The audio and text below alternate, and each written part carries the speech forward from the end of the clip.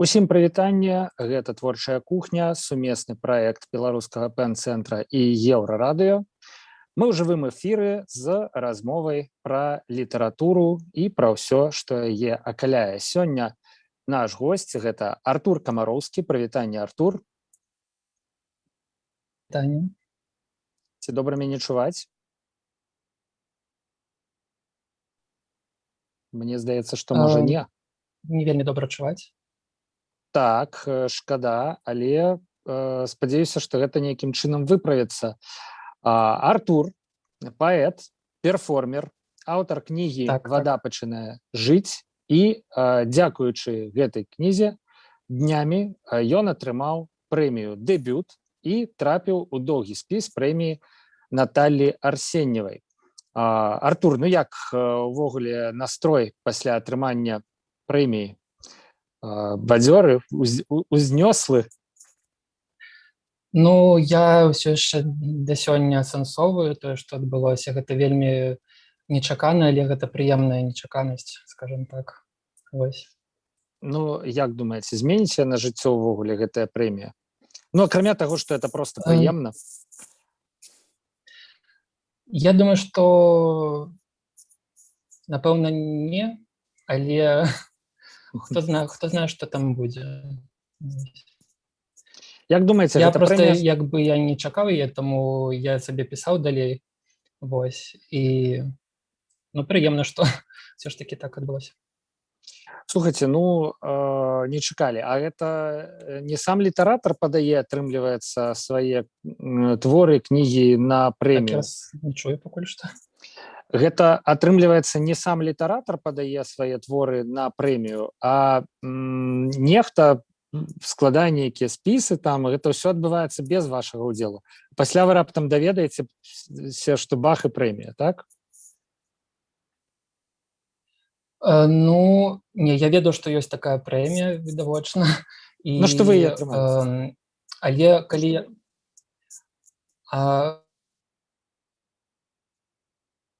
Ну, калі я атрымаў, то да, я проста ўбачыў у тэлеграме паведамленне ў чаце, у канале пэн-цэнтру. Вось я проста адразу націснуў, адкрыў гэта паведамленне, і я проста адразу не зразумеў, чаму там вокладка маёй кнігі. Пасля пачаў усё чытаць, і спярша я не паверыў, канешне. Ну, ўсё ж такі гэта атрымліваецца, што цяпер факт. Як думаеце, наколькі своечасовая гэта прэмія для вас? Бо некаторым дэбютантам ужо добра за 30 у нашай беларускай літаратуры. Творчыя шляхі вельмі розныя. Вось. Мне здаецца, што самы час для вас атрымаць прэмію «Дэбют». Ну, я таксама думаю, што гэта своечасова. Пра што гэтая кніга «Вада пачынае жыць»? Ну, я не маю на ўвазе, каб вы тлумачылі нейкія схаваныя сэнсы ці значэнні, пра што ўвогуле там вядзецца?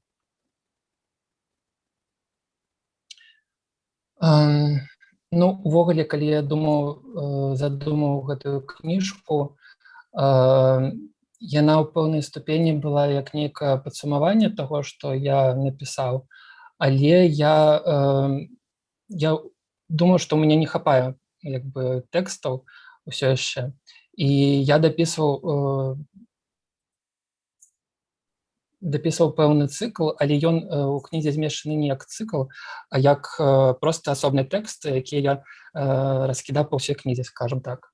Вось. І гэта тэксты мне хацелася неяк зафіксаваць тое, што адбылося да гэтага моманту. Вось. Таму гэта пазначана, што гэта пра гарады пэўныя, пра людзей пэўных дарагіх мне. Вось. І я пастараўся гэта зафіксаваць, каб пасля вяртацца, напэўна, да гэтых тэкстаў. Ну, кніга стваралася, я так разумею, не 1 і не 2 гады. А наколькі ў ёй адлюстраваныя апошнія падзеі? Ну, мне заўжды цікава пра 20-й год, пра тое, што нас усіх змяніла і што паўплывала на творчасць шмат каго з беларускіх паэтаў? Ці ўсё ж такі гэта думкі і перажыванні нейкага больш ранняга папярэдняга часу?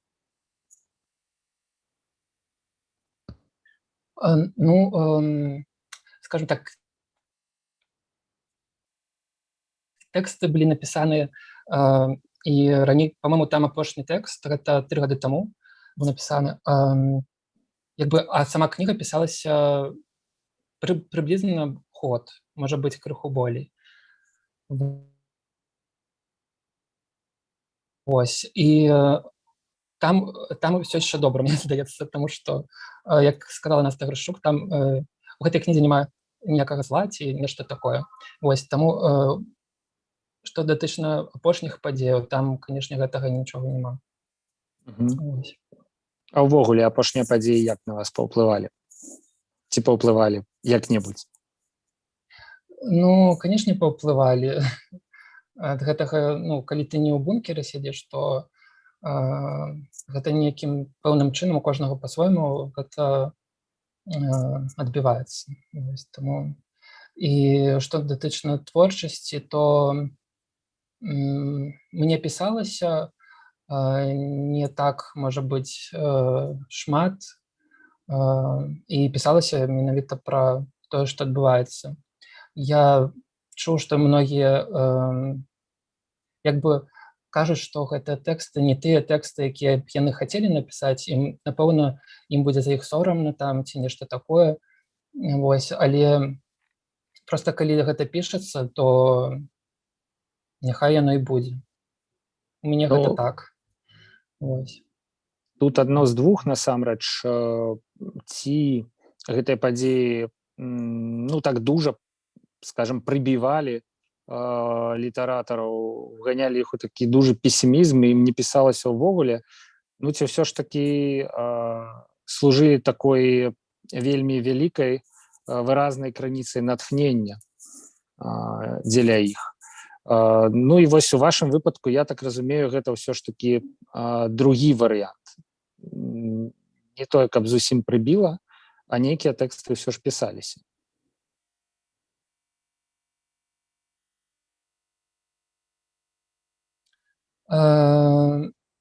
Так, другі варыянт. Яны, канешне, на мяне ўсё паўплывала там, безумоўна, але я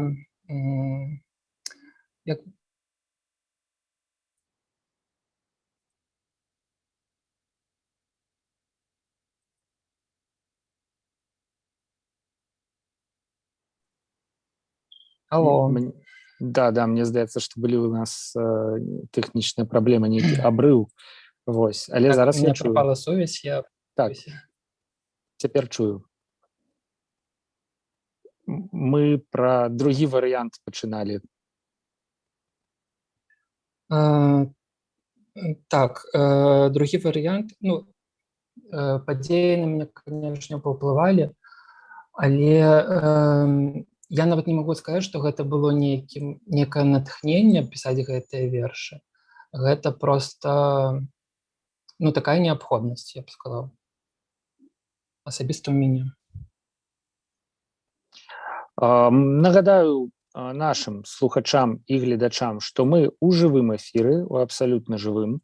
Можна задаваць пытанні мне, можна задаваць пытанні госцю творчай кухні Артуру. Можна выказваць увогуле нейкія свае думкі з нагоды беларускай літаратуры, сітуацыі і вось гэтага ўсяго. Вас яшчэ, Артур, рэкамендавалі мне як перформера. Ці атрымліваецца займацца перформансам у Беларусі? І асабліва зараз, калі кожны перформанс можа быць кваліфікаваны як несанкцыянаванае мерапрыемства. Мы ж ведаем, што ўжо нават калі чалавек адзін нечым займаецца, гэта таксама можна нейкім чынам кваліфікаваць, нават калі чалавек спявае пад гітару ў пераходзе і гэтак далей. Перформеры таксама сталі такой небяспечнай прафесіяй, спецыялізацыяй у сучасным беларускім грамадстве. А можете паўтарыць пытанне, бо тут перарывалася сувязь, калі не складана. Ну, пытанне было пра тое, ці бяспечна сёння ў Беларусі займацца перформансам. Бо мы разумеем сітуацыю, любая вулічная актыўнасць Ну, можа стаць... я б сказаў так, што перформансам увогуле ніколі не было бяспечна займацца, таму што па сваёй сутнасці гэта такая, скажем, практыка, якая прадугледжвае нейкі выхад за, як сказаць, за межы пэўныя, там, за зоны камфорту пэўнай сваёй. Гэта заўсёды нешта такое, што ты робіш са сваім целам. То есть гэта вельмі такое небяспечнае. Вось, таму, ну, асабліва, калі да гэтага дадаецца нешта знешняе, вось такое небяспечнае окружэнне, скажем так, то гэта такая двойная небяспека. Вось. Ну, то бок маецца на ўвазе, што тое, што не небяспечнае, гэта і не перформанс. Ну, ёсць розныя перформансы, скажем так, але як бы, калі браць Марыну Абрамович, які, як бы сказаць, гэта проста квінтэсенцыя вось гэтага жанру перформанс, то у яе ўсе перформансы гэта пра некую небяспеку, пра нейкія выпрабаванні сябе, там, сваіх магчымасцяў. Таму вось для мяне гэта, як бы, я больш схіляюся да такога перформансу. Ці адчуваеце вы сябе нейкім нашчадкам нейкай беларускай школы перформераў? Бо ў прынцыпе, ну, шмат чаго было за апошнія, там, скажем, 30 гадоў, да? Усякія былі фестывалі «Дах», былі, там, насілі людзей у трунах па Мінску, всякае рознае абсалютна было. Да? Ці ёсць нейкая беларуская школа, ці ёсць нейкія настаўнікі перформеры ў Беларусі, у якіх можна павучыцца чаму-небудзь?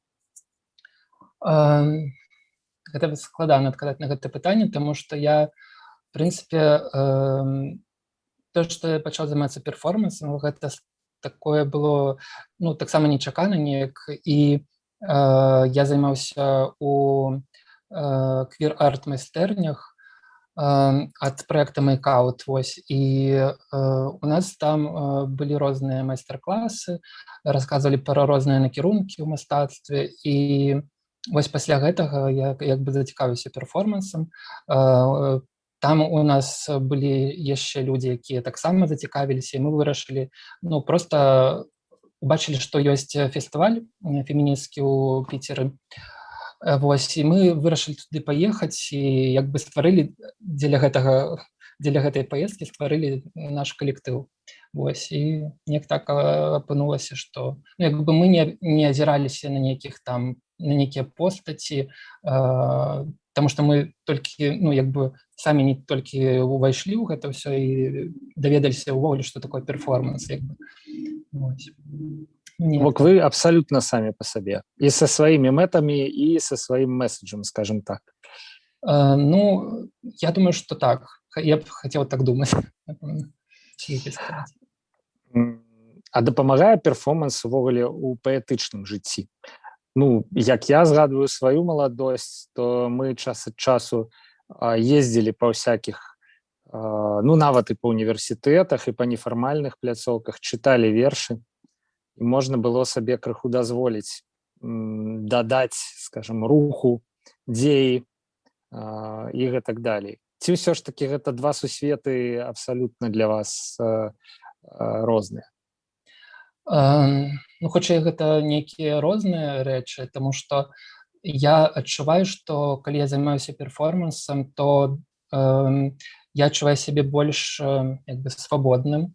Я магу рабіць розныя рэчы, якія я, ну, як бы, калі я выступаю, там, чытаю вершы, напрыклад, то я вельмі саромеюся да сёння, таму што, ну, гэта цяжка патлумачыць. Я нават калі вучыўся ва ўніверсітэце, то запісаўся на конкурс аратарскага майстэрства дзеля таго, каб, ну, як бы,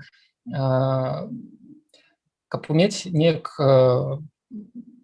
гаварыць увогуле, чытаць добра вершы прыгожа, таму што в прынцыпе гэта мне заўсёды казалі, што вось ты паэт, ты павінен там прыгожа чытаць вершы.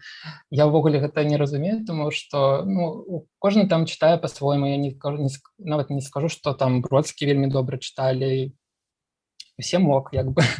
Ну у Бродскага свой такі стыль, ад якога пасля складана у прынцыпе аддзелацца.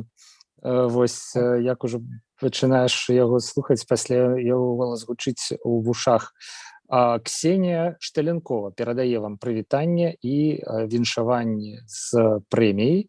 Вось гэта першы каментар, дарэчы, які мы атрымалі. Дарэчы, Ксенія аўтарка дызайну кніжкі гэтай, таму я вельмі ўдзячны. Бо Ксенія гэта крыху і ваша перамога таксама, а магчыма і не крыху. Артур сказаў, што першае, што ён пабачыў увогуле, калі даведаўся пра прэмію, гэта якраз вокладка кнігі. Не зразумеў, чаму яна тут на гэтым месцы, у гэтым артыкуле, але пасля ўсё стала на свае месцы. Артур, вы філолог па адукацыі, як я разумею. Так. Вось гэта як-небудзь дапамагае, уплывае? Вось увогуле, дарэчы, мы з вами абсалютна так спакойна размаўляем па-беларуску. Гэта для мяне не рэдкасць, хіба што вось у гэтай нашай літаратурнай праграме. Збольшага, конечно, эфіры я па-руску праводжу. Якім было вашае асяроддзе, калі вы вырашылі вывучаць беларускую мову, калі адчулі, што авалодалі на ёй на такім узроўні ёю, каб размаўляць свабодна і пісаць вершы? Я ў 11 класе вырашыў паступаць на беларускую філалогію у Гародню. І тады я ўжо пісаў тады вершы, але не так часта, скажем так. Вось, і на першым курсе пісаў сабе, там сяброўкі у мяне аднагрупніцы бралі, чыталі, казалі, вось добрыя вершы. Неяк так я з курса на курс пераходзіў, пісаў. У нас была выкладчыца вельмі добрая па літаратуры, Петрушкевіч Алла Мікалаеўна, вось. І яна мне яна проста прыходзіла на многія пары і чытала нам вершы. І гэта было такое, нешта такое дзіўнае, тому што ніколі ніхто так, нават у школе нам настаўніца не прыходзіла, не чытала вершы. Яна ведала, столькі ведае на памяць вершаў, што проста гэта неверагоднае нешта. Вось. І яна мяне проста калі-нікалі прасіла там, вось, можаце нам напісаць на гэтую тэму, скажем так. Вось. А што значыць на гэтую тэму? Вось мне цікава.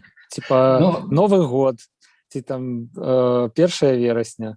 Не, яна там не прымушала, яна просто, вось там набліжаецца там годкі там нараджэння Купалы там ці Коласа, можа б вы што-нибудь напісалі, вось такое.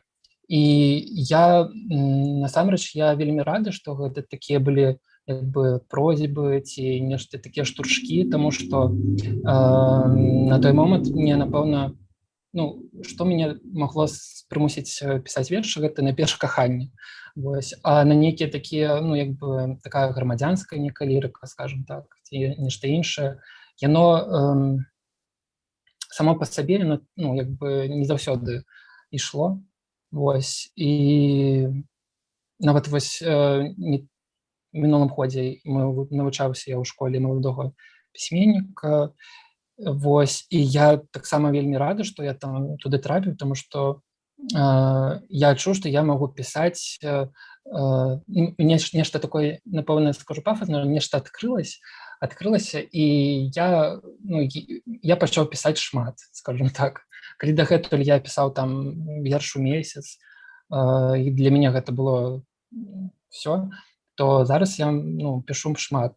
Правда, не ўсё можна, канешне, выкладаць кудысьці, там паказваць, але гэта такая трэніроўка, як, гэта звычайная праца.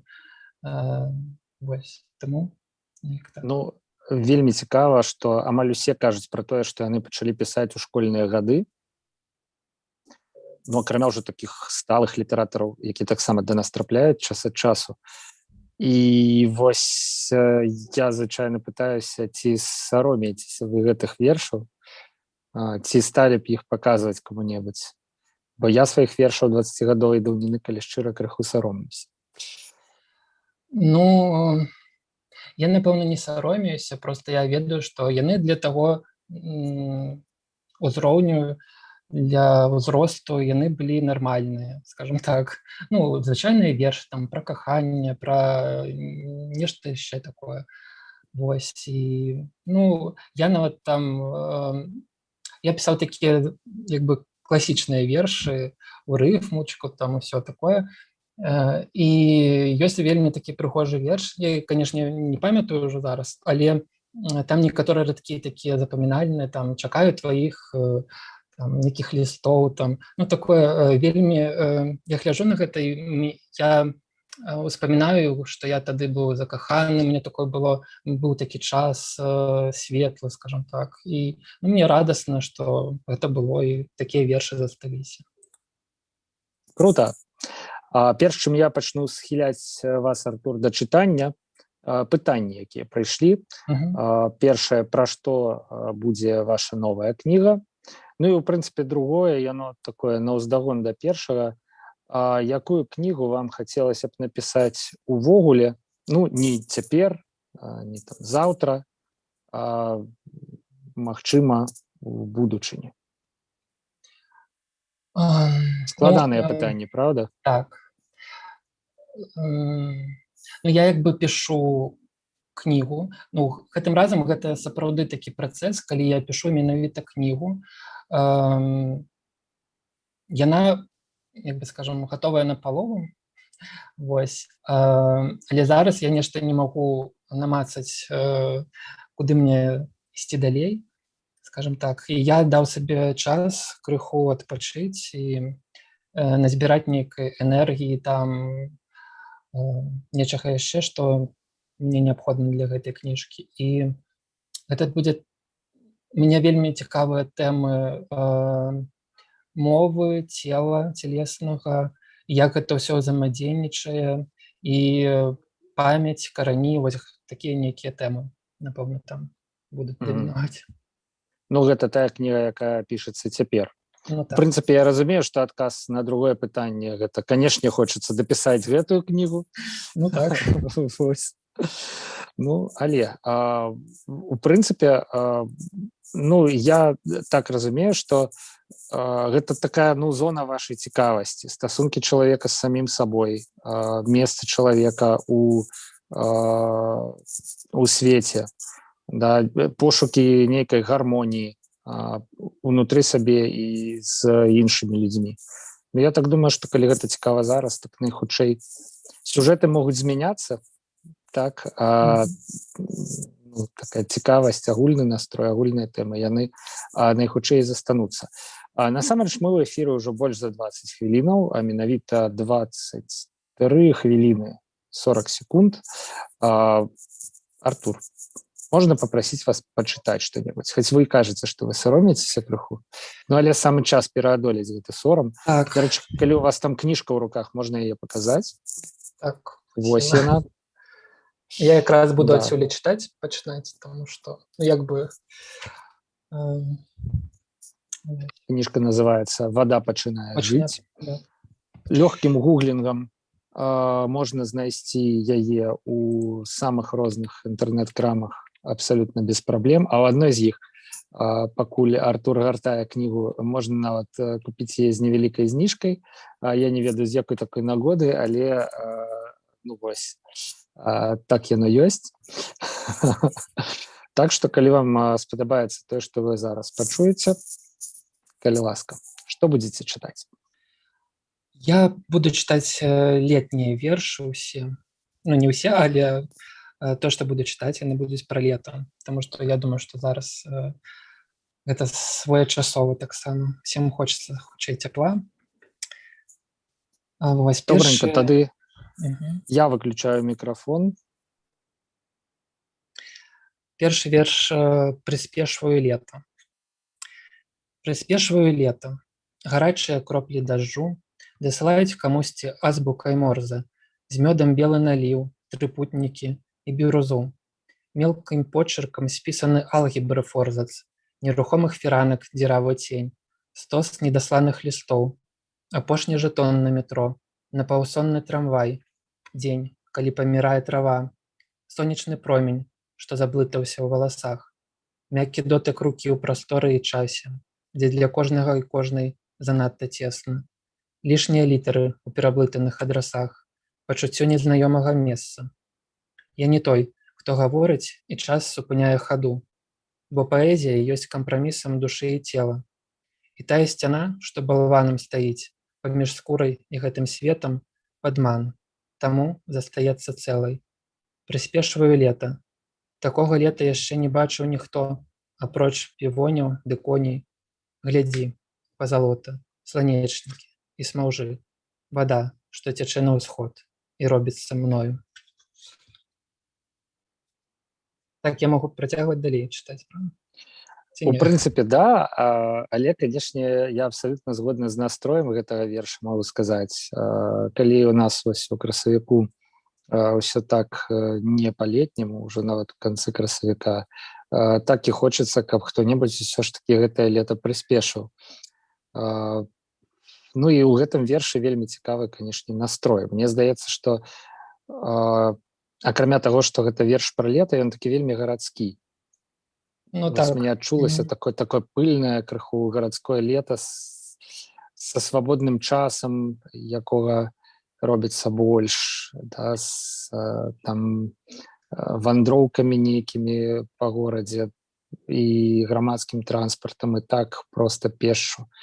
Вось, канешне, гэтага ўсяго вельмі не хапае ўжо за зіму і такую умоўную вельмі вясну. Сапраўды ёсць нейкая туга па лету. Калі ласка, давайте працягваць. У прынцыпе, я магу і не перабіваць, і не ўклінівацца, таму што вельмі цікава, натуральна, паслухаць вас. Все, замаўкаю чарговы раз.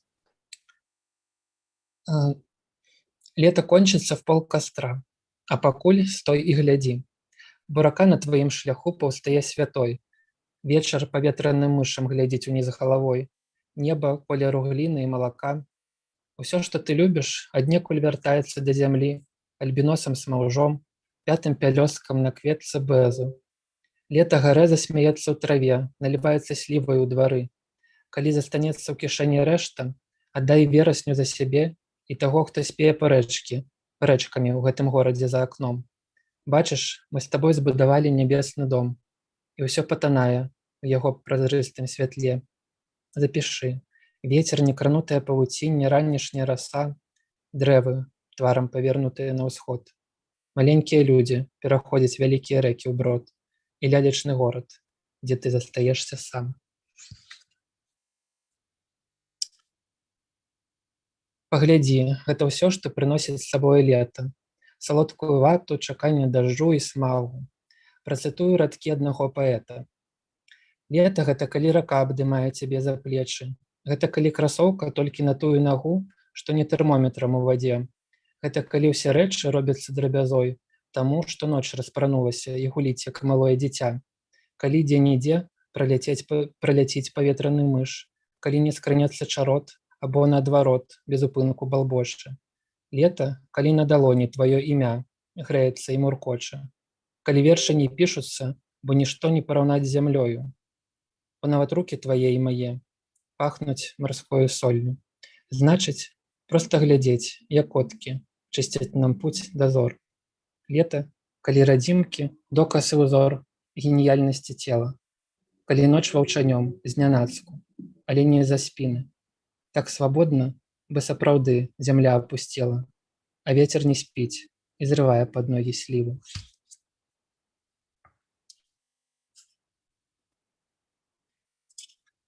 Лета ідзе і вядзе за сабою рыб, невядомых звяроў. Скажаш, і рэха ляціць ластаўкай над вадой. Губляешся там, дзе знаёмы кожны квадрат зямлі. Пагатоў, твой компас даўно блытае гарады. Стой, Глядзі, як сады бласлаўляюць жыццё і бароняць пчол. Бо аднойчы ты перародзішся дрэвам з бездакорнай карой, будзеш шаптацца з ветрам дзікаю алычой, гладзіць па спіне вяртлявых сініц паважных кароў, тых звяроў, што прыходзяць аднекуль і кладуцца ля ног. Бачыш, мандарынавы шар мякка падае ў бездань алычовага мора. Далі Бог, я сам не магу адшукаць тое слова, што адмыкае горад.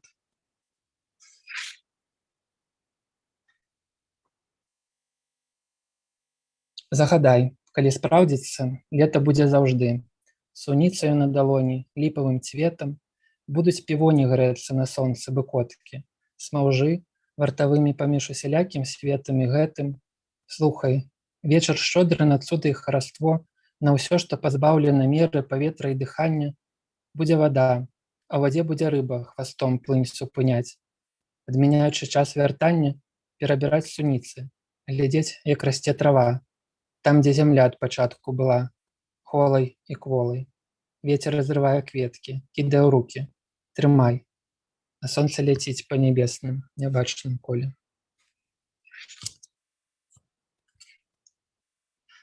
Вось зараз прачытаю верш, які радок з якога Крысціна Бандурна, рэдактарка кнігі, выбрала для назвы. Мора шэпча здалёк, нарэшце, хадзі сюды, і цалуе так, як ніхто нідзе. Па скуры не тое, што мурашы, смаўжы пакідаюць халодны след. Мора стварае цуд на вачах, гоніць туман, адкрывае твар. Дзе б ты ні быў, я шумела ў тваіх снах, і таму ты заўсёды быў тут. Мору хапае так, то не збіваць па сабачы з ног, не пралазіць за турнікет, стаіш сабе па калена. Там пісклявая чайка, тут малёк.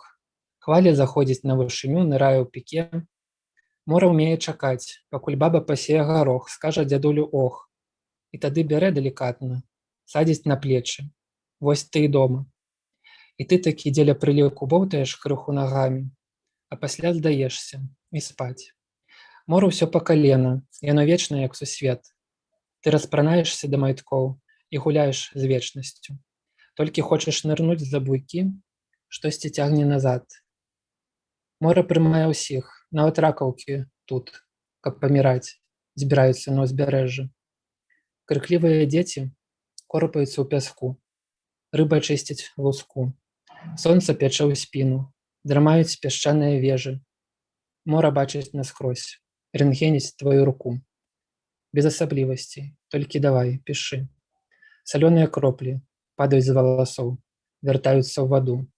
Кола змыкаецца, вада пачынае жыць.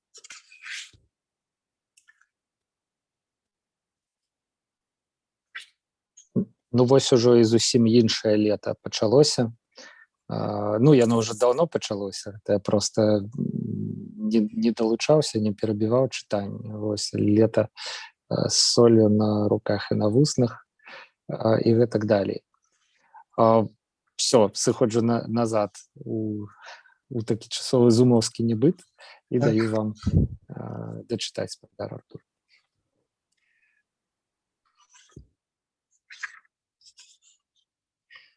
Выходзіш з вады вадою, і бераг табе вада. Цягнецца мокрай хвалісты за прывідны небакрай. Усё, што ты любіш тут, пераліваецца без слюда пад песні чароўных кітова-птушыных зграй. Аднекуль густое сочыва з пахаў тваіх пуцей, пасланне ад мамы, празрыстай бурбалкай у вадзе, унутры дробным почыркам, пра немагчымае для цябе. Глядзець, як засынае дзень, і човен кранае плячо, вен і артэрый сплецення, сумор'е твайго імя. Гладкая галька спявае ў тваёй руцэ. Ты — акіян, з ніадкуль, нічыя зямля, што сама па сабе жыве і цячэ. Пра сябе, адгарнуць старонку, убачыць лета, спаць на мяккай траве, сніць ваду і мора, адвярнуцца ад літар, чытаць паэтаў, паэтак з водарам хвоі. Горад ляжыць на далоні, бы спела яблык, бы ніводная з рэк не мае вытока і вусця. Я плыву на спіне, кірую рыбай, і яна на спіне, за мною следам. Пусціш мяне, мой горад, у таямніцы і сховы. Абяцаю складаць вершы з вады і глею. Калі лета сыходзіць, мне застаюцца словы, бо нічога апроч гэтых словаў не ўмею. Так, я яшчэ могу чытаць, так? Ну, можам зрабіць невялікую паузу. У прынцыпе, я хацеў бы вас распытаць пра тое, як вы працуеце з тэкстам. Ну вось відавочна, што, напрыклад, рыфма, да? Стаўленне да яе такое абсалютна свабоднае. Калі яна ёсць, то добра, калі няма, то добра. Вось. Ну, але як гэта адбываецца? Просто вось верш, ён прыходзіць, накідваецца на паперу ад пачатку да заканчэння у той форме, ну вось as is, да, у якой ён прыйшоў. Ці ўсё ж такі гэта нейкі марудны такі працэс выпрацоўвання пошуку патрэбнай формы постфактум для думкі? Ну, у мяне хутчэй адбываецца так. Я адразу пішу, што пішацца. Я люблю, калі я ну, у нейкім такім стане знаходжуся, я павінен гэта датрымаць гэты стан і запісаць да канца. Неважна, як ён там будзе, у якім выглядзе. Пасля я вяртаюся і ўсё гэта дарабляю, скажем так. Нешта там прыбіраю, штосьці дадаю. Ну, карацей, як это сказаць? Ну, гэта неяк па-хемінгуэйаўску. Як бы пішы ў незвычайным стане, а рэдагуй у звычайным. Да, хутчэй так. Вось, і калі я раней, дарэчы, я вельмі не любіў вось гэты там нешта дарабляць, і вельмі мне так было балюча нешта там ўжо самога сябе карэктаваць, тым больш, калі хтосьці там нешта робіць. А зараз я вельмі, як бы сказаць, ну, ўсё змянілася, я вельмі так стаўлюся да гэтага адказна, і я, калі я не ўпэўнена, што гэты верш добры, я яго магу нават нікому не паказваць, пакуль я не дараблю яго да таго стану, калі ён мне будзе падабацца. Сябры, нагадаю, што мы ў жывым эфіры, гэта творчая кухня. Наш госць Артур Камароўскі, паэт-перформер, лаўрэат прэміі «Дэбют». Мы толькі што паслухалі такую нізку вершаў пра лета і пачалі дакалупвацца да Артура пытаннямі пра тое, як ён піша, пра яго творчую манеру. Ну а вось гэты стан, асаблівы стан, пра які вы гаворыце, Артур, гэта у прынцыпе што? Як у яго ўвайсці? Ну, ці ёсць, не ведаю, нейкія спосабы, каб туды трапіць, да? Стан, калі пішуцца вершы. Вось, ці ўсё ж такі гэта абсалютна, ну, гэта штучны стваральны стан, ці гэта нейкі экстатычны час, які можна напаткаць абсалютна ў любым месцы, ў любы час, незалежна ад абставінаў? Ну, бывае по-рознаму. Бывае так, што я пра нешта думаю, просто там нешта звычайнае нават. І некая цікавая думка, якую я пачынаю там не круціць, вярцець. І вось гэтага можа нарадзіцца нейкі тэкст. Вось. Але бываюць такія моманты, калі я ведаю, пра што мне трэба напісаць, але я не магу знайсці вось тое слово, той ключ, што адмыкае горад, скажем так. І тады я сядаю просто за стол там ці дзе-небудзь яшчэ ў цішыні і просто бывае сяджу перад пустым чыстым лістком там ці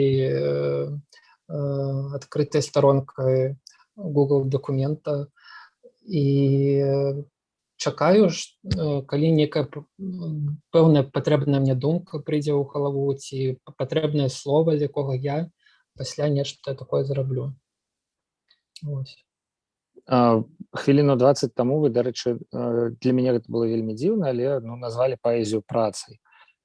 Ну, то бок, што гэта праца. Ну, цяпер я разумею крыху, што мелася на ўвазе. Усё ж такі не ўсё так лёгка, да? Так здараецца, не кожны верш просто выліваецца на паперу. Ну, нават не кажучы пра ўжо такую чыста тэхнічную рэдактуру там на наступны дзень там ці гэтак далей. Усё ж таки даводзіцца сапраўды быць у пошуку і пошуку, ну, напэўна, напружаным і можа нават і балючым круху. Не ведаю, калі не можаш падабраць нейкае слово, тут я свой журналістскі досвед таксама магу прыгадаць. Канешне, адчуваеш сябе, ну, не вельмі комфортна, скажем так. Да. Піша нам той сёй са слухачоў Аліна Рудзіна. Артур, яшчэ раз віншую.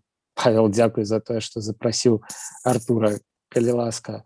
Аліна, пытанне, што цябе натхняе на пісьмо не з абсягу літаратуры, ось так правакатыўненька. Што натхняе на пісьмо не з абсягу літаратуры?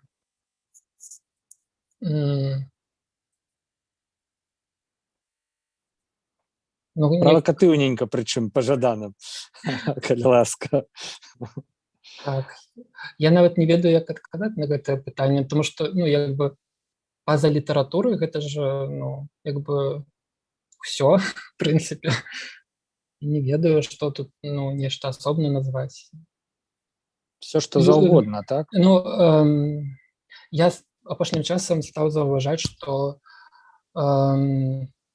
мне вельмі натхняюць нейкія людзі, і у мяне пачалі пісацца вершы, якія я прысвячаю пэўным людзям. Вось. Таму, напэўна, на дадзены момант гэта людзі. Хай будзе так. Хай будзе так, Аліна, правакацыйненька не атрымалася. Але, ну, не ўсё ў нашым жыцці правакацыйненька, на жаль. Хутка прыйдзе лета, піша нам Ганна Пракапович. Цудоўна, гэта была рэакцыя падчас аднаго з вершаў. Артур, можна папрасіць вас увогуле прачытаць што-небудзь свежае не з кнігі? Ну і тут цікава, ці запамінаеце вы свае вершы? Вось уже сказалі, што нейкія напісаныя даўно, там у школьныя часы, ўжо не памятаеце, да? Толькі застаўся нейкі, ну, фон такі, пра што яны прыемныя ўспаміны, эмоцыі. Ну, а вось гэтыя новыя вершы таксама ж трэба аднекуль дастаць, да? Ну, я адразу зразумеў, адкуль яны дастануцца, калі змянілася асвятленне. Да. Мне вельмі складана з вершамі, тым больш, калі гэта... З запамінаннем, так? Так, з запамінаннем, тому што калі гэта нават яшчэ... Тым больш, калі гэта не рыфмаванае нешта, тут я ўвогуле, мне лепей прачытаць проста там з тэлефона ці з лістка, каб чалавек зразумеў увогуле проста сам верш. Тому што калі я пачну там пэкаць-мэкаць, як казалі ў школе, то гэта не вельмі, скажем так, будзе. Вось. В прынцыпе, тут няма бяды ніякай, да. Я хацеў бы прачытаць вершы з нізкі, якая была апублікаваная ў маладосці. Я чамусьці так атрымалася, што я заўсёды неяк абыходзіў, вось, і нідзе амаль што не чытаў.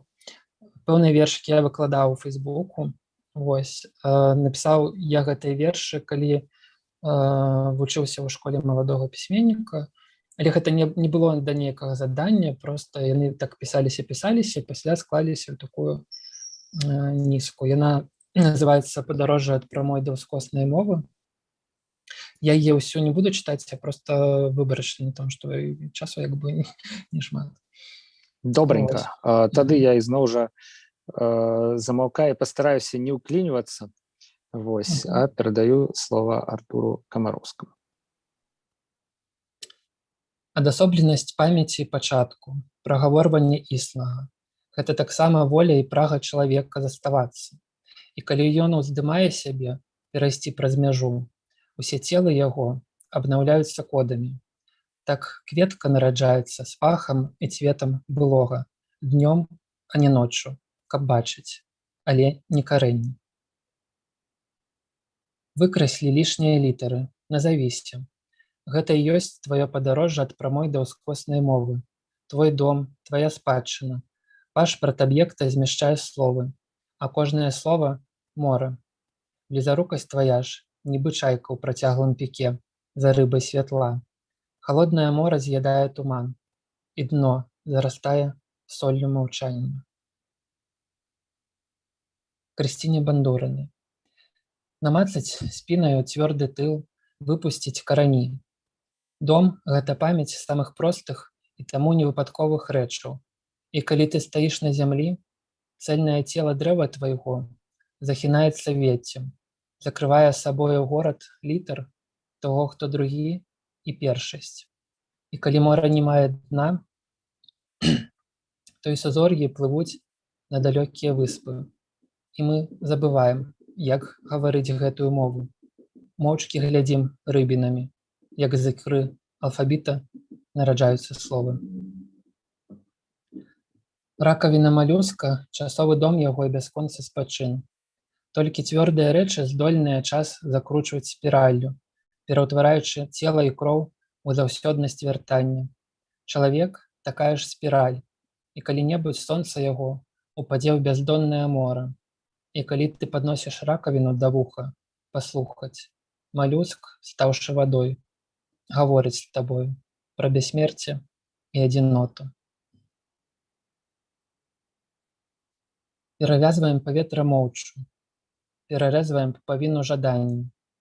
Час сыходзіць да першакрыніцы, вяртацца, калі не хапае ключоў замыкаць сабе вочы. Прыгаршчы талай вады брыняюць чужымі рукамі. Толькі спі, мой харошы. Дом адгукаецца кожнаю клеткай на вернасць найменне, на вернае слова, расстаўленай пасткі мовы. Прыслухайся, дрэвы гавораць з намі адсутнасцю лісця. Кожная расколіна дома – пераклад з мовы бетону на мову распаду. Калі бачыш зламаны бягучы радок наземнага транспарта, гэта пасланне незямнога адрасанта. Расшыфруй яго на малекулы да канцавога прыпынку. Калі я чытаю не прыхінацца, што адчувае цела маё, гатовае прыхінуцца, на мяжы двух сусветаў адной прасторы, адчуваць сябе цэлым, скалупнуць чырвоныя літары, нібы незагойную рану, дзесьці ўнутры, паміж скурай і мовай.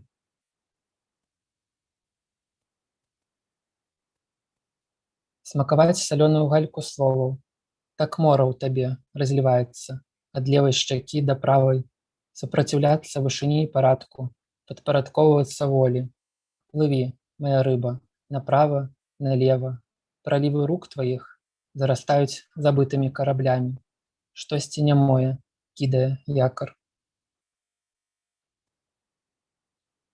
Адрачэнне самое сябе, звычка ўзроста.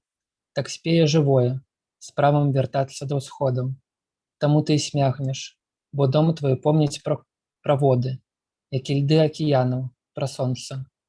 За апошнімі гукам камені і літарай, не сваімі, чужымі, бясконцасць паўтораў. Усяго, апроч матрыцы і семені. Вось, гэта з гэтай нізкі некалькі вершыкаў. Ну, круто, і ад іх таксама крыху, як бы так сказаць, застаецца адчуванне такога нечага цёплага, хаця яны, ну, не магу не заўважыць, больш метафарычныя і метафізічныя. Вось, але што я заўважыў і ў першым, і ў другім блоку вершаў, да, нізцы вершаў, гэта вяртанне да вобразу малюскаў. Вось мне цікава, чаму яны, да, яны вось што азначаюць? Гэта ж самыя бескарысныя, ну, істоты, прадметы, да, якія можна ўвогуле уявіць сабе. Ну, я б так не сказаў, канешне. Для мяне малюскі, смаўжы – гэта вельмі такая, як бы сказаць, метафора, найперш таму, што яны заўсёды знаходзяцца недзе паміж. То бок яны як бы і жывыя, калі ракавіна цэлая, так, і яны ж не жывыя, калі гэта ракавіна пустая. То бок яны як бы і яны знаходзяцца і ў гэтым стане сярод нас, і ў іншым. І яны ж не маюць полу да таго ж, таму як бы гэта вельмі, ну, для мяне значна, таму што я люблю вось гэтыя нейкія памежныя станы, і мне гэта цікава даследаваць таксама. Вось, ну і па-першае, гэта ўвогуле так сталася, што ўсё пачалося з таго верша, там, дзе пра мора, які даў назву кнізе, і з тых малюскаў, якія я тады пабачыў, што вось яны як бы яны былі нежывыя там, калі на беразе мора гэтага. Вось, і яны неяк на мяне так паўплывалі, што я пасля, калі вярнуўся, гэта было ў рэзідэнцыі ў Вільні, і я вярнуўся, я завёў сабе смаўжоў.